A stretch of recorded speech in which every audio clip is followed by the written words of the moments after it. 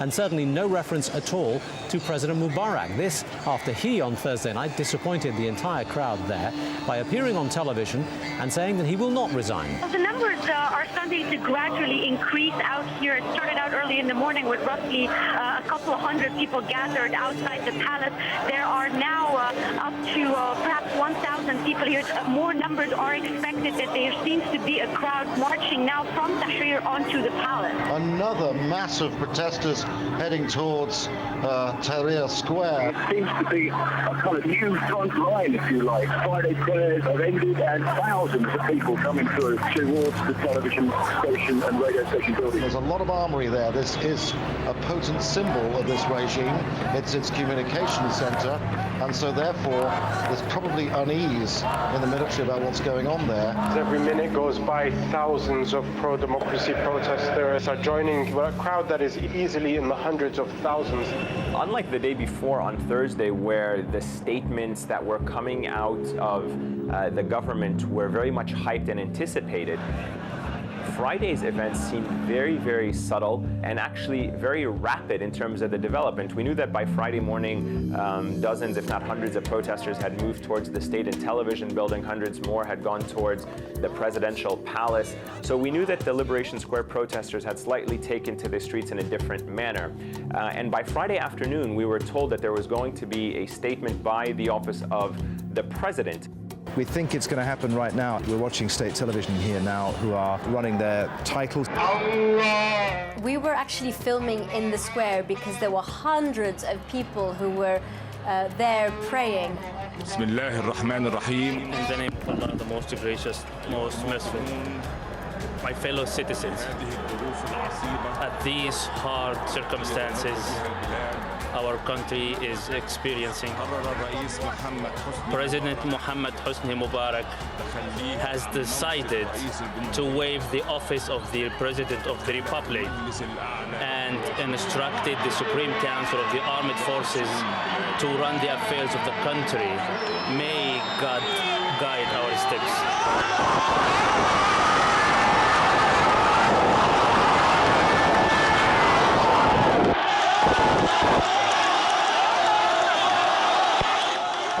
Listen to that crowd. That's what they've been waiting for. Hosni Mubarak has gone.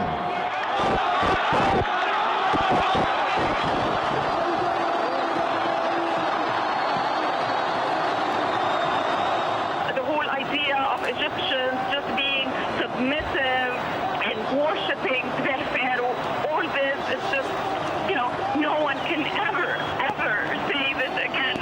I am so proud. I am so proud. As an Egyptian, I felt a great sense of pride in that a country that had been so criticized for so many years, that its people were dormant, politically apathetic, disenfranchised, disengaged. Over the course of 3 weeks, they found their voice, and their voice on this night was heard.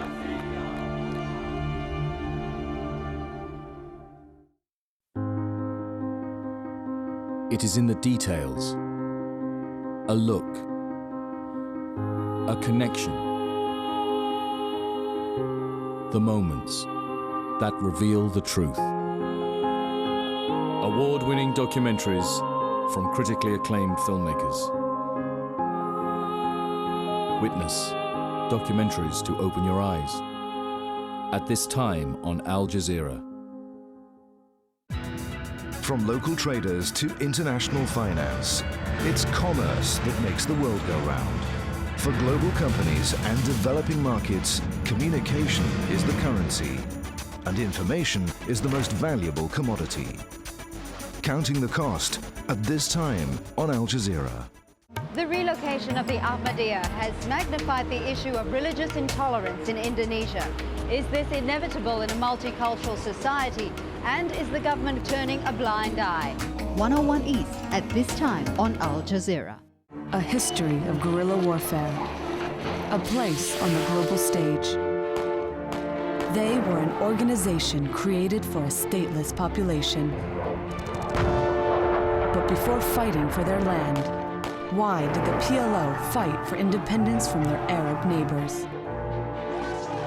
chronicling the turbulent story of the struggle for a Palestinian homeland. PLO, History of a Revolution, at this time on Al Jazeera. If you're a Nokia user, you can download Al Jazeera's news widget from Nokia's Ovis store.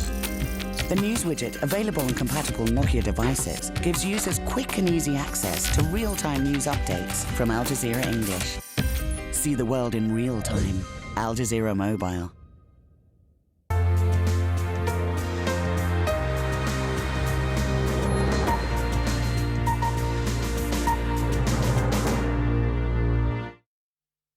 This is Al Jazeera.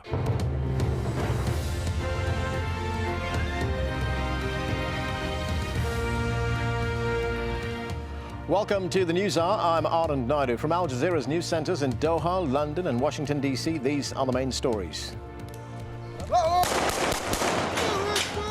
Repelling repeated attacks, the Libyan town of AlJazeera fights off pro-Gaddafi forces. And setting their sights on Sirte, opposition fighters push west towards Gaddafi's heavily guarded hometown. I'm Felicity Barr in London with the latest from Europe, including foreign oil workers continue to stream out of Libya, but the oil money keeps pouring in. Also ahead, Egyptian protesters turn on the former interior minister and the state security services. I'm Daljit Dhaliwal in Washington, D.C., the top story from the Americas. Our top priority right now has to be creating new jobs and opportunities. U.S. President Barack Obama urges Congress to pass his budget or risk stalling the economy.